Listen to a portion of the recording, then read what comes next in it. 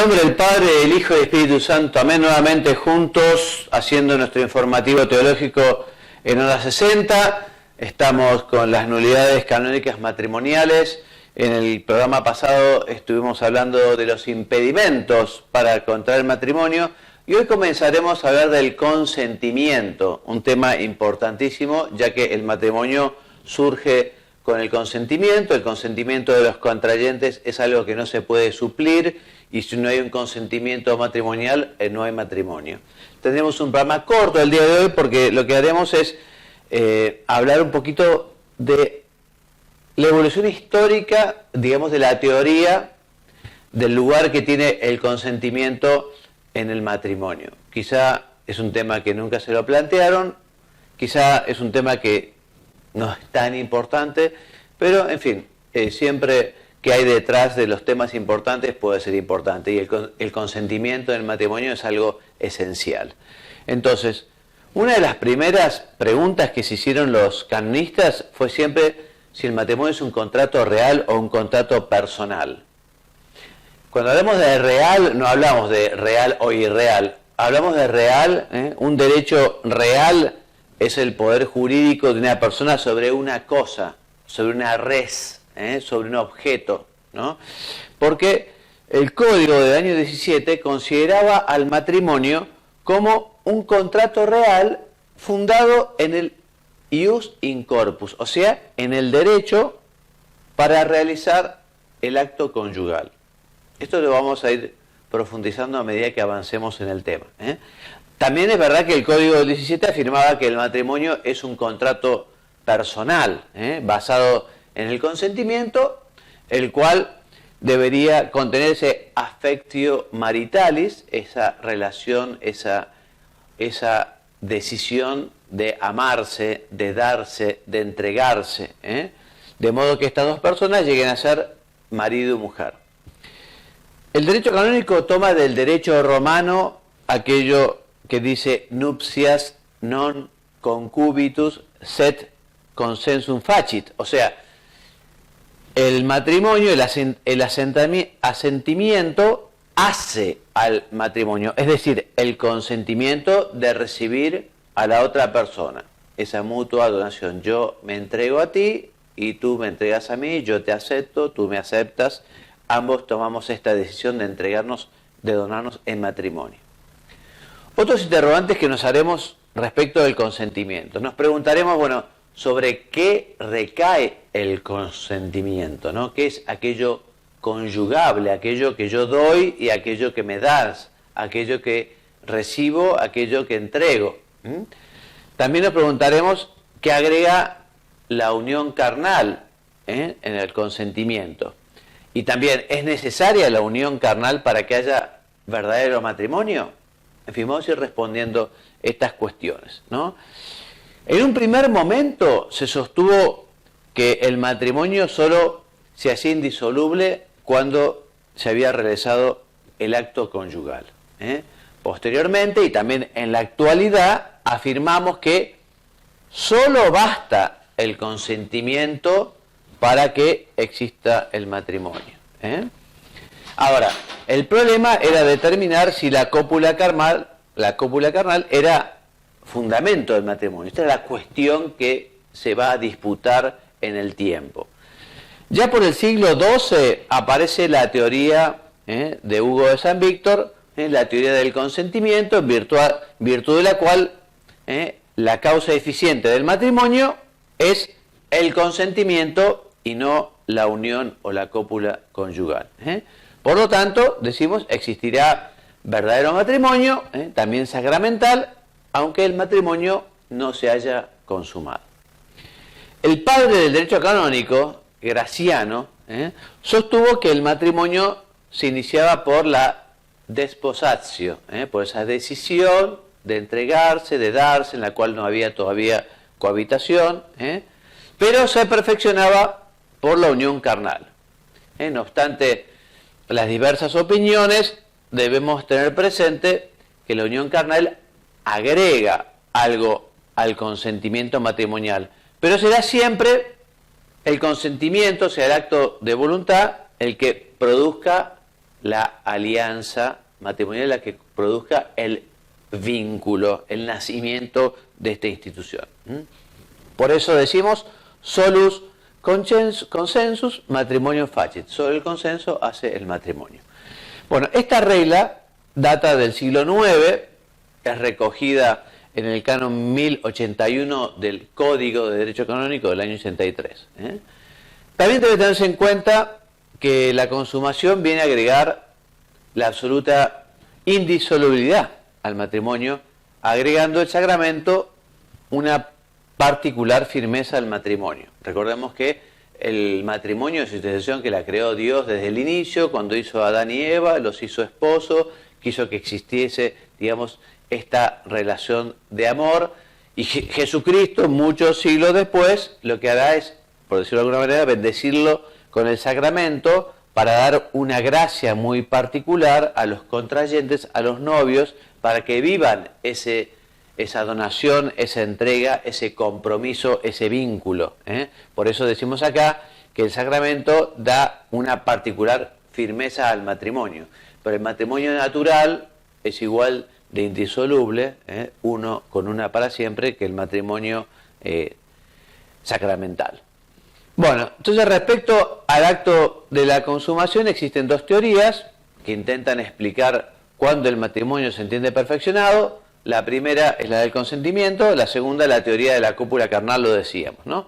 Entonces, esta teoría de la cópula carnal fue planteada por Igmaro de Reims, estamos hablando del siglo XII, dije que nos íbamos a remontar en la historia, y esta teoría afirmaba que la desposatio, esa decisión de unirse, pero que todavía no había cohabitación, engendra un vínculo entre los contrayentes, pero este vínculo no es sacramento, dice la teoría, hasta que no se haya dado la consumación.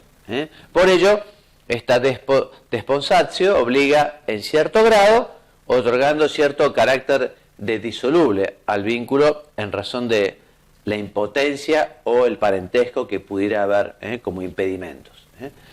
Funda su afirmación en el texto sagrado de Corintios, que marido y mujer que se casan formarán una sola caro, una sola carne, ya no serán dos, sino una sola carne, desprendiendo de él el hecho de que solo la consumación logra la unión perfecta del varón y la mujer como Cristo ama a la iglesia. Bueno, Hugo de San Víctor, tiempo más adelante, propone distinguir entre el matrimonio mismo, basado en la alianza, y la unión carnal, algo diferente. Ambos aspectos integrarán, digamos, el matrimonio, pero, dice la teoría, de un modo diferente, ¿no?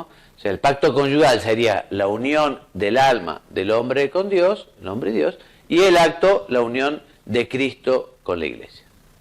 Graciano, para el derecho canónico, en cambio, postula que puede haber matrimonio con el puro acto conyugal, pero este puede llegar a disolverse si no hubo cópula carnal, que es lo que prescribe el Código de Derecho Canónico, y ya lo veremos más adelante cuando hablemos de la dispensa, por ejemplo, de la dispensa por la fe. Por eso, Graciano distingue entre los esposos y los cónyuges. Los primeros son, los esposos y los cónyuges. Los primeros son los que han dado el consentimiento, dice él, y los segundos los que han realizado el acto conyugal. Bueno, los padres de la iglesia, o sea, esos que vienen después de los apóstoles, ya en los primeros siglos, que fundamentalmente quieren aclarar el evangelio cuando viene una teoría diversa, cuando hay esas puestas en duda por parte de los herejes, en fin, los padres de la iglesia, en su predicación, en su explicación, aclaran, ¿no?, muchas cosas. Bueno, ellos se refieren a tanto los esposos como los cónyuges indistintamente, sin distinguir como lo hace Graciano. Y Graciano concluye diciendo que el matrimonio se inicia con el pacto, ese acuerdo de voluntades, ese acto jurídico, pero se perfecciona con la cópula o consumación. Con el solo pacto hay entre los esposos matrimonio iniciado, pero si se lo consuma posteriormente, además habrá connubio rato, es decir, matrimonio sacramental. Bueno, concluye que para la celebración del matrimonio se inicia, pero solo se perfecciona con la consumación. Bueno, son teorías que ya veremos en la actualidad no es así. Volvemos a repetir, el matrimonio lo hace el consentimiento. Un consentimiento que tiene que ser matrimonial. O sea, esa decisión de darse y entregarse para formar esta comunidad de vida y de amor, que tiene unas características determinadas. Pedro Lombardo dice que el matrimonio solo existe un solo sacramento con dos significaciones. Primera, la unión de las almas, y segunda, la unión de los cuerpos. Y ambos aspectos de la sacramentalidad forman esa una caro, significa esa una carne que forman los cónyuges. Entonces, la unión de los cuerpos viene a ser la consumación y la unión de las almas se identifica con el consentimiento. Bueno, ambos aspectos entonces vienen a expresar de manera diferente la unión de Cristo y la Iglesia. Es algo que todos los sacerdotes predicamos y decimos que efectivamente cuando los novios pasan a ser marido y mujer, de alguna manera particular tienen que manifestar ese amor, tiene que manifestarse como justamente el amor que Cristo tiene por su Iglesia, ¿no? Ese amor de donación, de entrega generosa. Bueno, avancemos un poquito y terminamos. Entonces, decimos también que posterior a Pedro Lombardo se originan dos escuelas, en la misma línea de lo que estábamos diciendo recién, en Bolonia, Italia, la de la consumación, la de París, la del consentimiento, y esta doble oposición también se expresará en los que comentan o juntan, o ordenan, o organizan los decretos, ¿no? Los decretalistas, que pondrán orden, digamos, en los primeros documentos que existen en la Iglesia, los decretos de los papas, y también los cánones de los concilios. Entonces, la decisión definitiva acerca de cuándo se entiende que el sacramento se encuentra completamente firme vendrá en el siglo XII. Acá ya nos vamos acercando a lo que entendemos en la actualidad. Ya el Papa Inocencio III se inclinará por el consentimiento como fundante del sacramento del matrimonio. Pero esta decisión no tuvo mucha injerencia dentro de las discusiones más teóricas, más doctrinales en los juristas. Alejandro III, más adelante, en la segunda mitad del siglo XII, confirmará esta tesis de Inocencio III y dirá que por el legítimo consentimiento se produce el matrimonio, de forma que si dos personas casadas no consumaran el matrimonio y una de ellas después celebra otro matrimonio y lo consuma, será válido solo el primero. O sea que el matrimonio, digamos, existe desde el momento que hay un consentimiento, desde el momento que hay una decisión de entrega y de recepción, de darse y entregarse en su conyugabilidad. Bueno, también afirma que habrá matrimonio cuando a los esponsales de futuro, o sea, decíamos que en los esponsales de futuro no hay convivencia, sigue la cópula carnal, más literalmente se produce el matrimonio por la cópula carnal seguida de los esponsales. Ambas conclusiones son meramente prácticas determinadas en base a los casos particulares. Bueno, entonces, aclarando, repetimos. Contractus perfectus est, personum consensum. El contrato ya es perfecto, o sea, hay contrato, el sacramento por el consentimiento. Los esponsales o pacto conyugal, ¿no? O sea, esa decisión, son lo mismo que el matrimonio no consumado entre matrimonio consumado y el no consumado no existe diferencia en cuanto a lo que es la esencia del matrimonio. La diferencia solo existe en razón de la significación sacramental. Bueno, ya ven cómo esto es una cuestión bastante teórica, ¿no? Ya, digamos, poco a poco con el tiempo, por ejemplo, el Concilio de Trento, que hace obligatoria la forma canónica, antes no era obligatoria la publicidad, pero también confirma que para que haya matrimonio debe haber acuerdo de voluntades, que tiene que estar formalizado, tiene que poder probarse. Por lo tanto, el consentimiento será suficiente para perfeccionar el matrimonio. Bueno, de esto vamos a sacar 6 conclusiones y vamos a terminar, digamos, este tema de la historia, digamos, de la evolución de la idea de qué papel juega el consentimiento en el momento del matrimonio. Cuándo hay verdadero matrimonio, cuándo hay sacramento. Espero que haya quedado claro, pero es justamente el consentimiento, la decisión de entregarse y recibirse, la que pone inicio al matrimonio. Entonces, conclusiones. Primero, se debe distinguir entre concubinato y matrimonio, siendo el primero, a diferencia del segundo, una mera situación de hecho. O sea, en el concubinato no hay decisión formal de darse y entregarse en matrimonio, no, hay una, digamos, convivencia, por ejemplo, que puede ser estable y continuada en el tiempo, pero no hay voluntad, no hay consentimiento, no hay donación, no hay entrega, no hay decisión, no hay aceptación. El consentimiento marital es el acto jurídico inicial del compromiso. 3. Es frecuente que el pacto conyugal vaya acompañado de una serie de ceremonias o formalidades, pero ninguna de ellas configura al matrimonio, solo el consentimiento basta para que haya matrimonio. 4. El pacto conyugal es formalizable, o sea que puede exigir una forma, pero no es esencial o fundamental.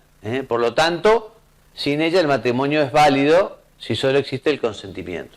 O sea, puede no haber forma canónica, pero si hay consentimiento hay matrimonio.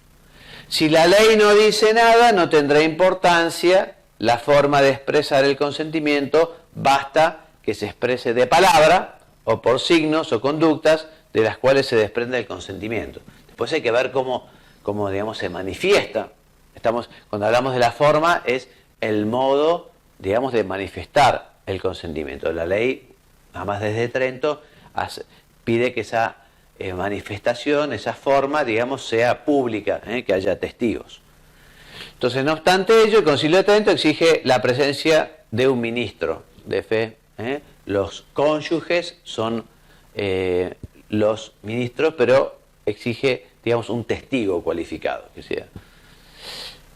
5. La consumación del matrimonio no es la consumación del pacto conyugal, sino que es una consumación sacramental.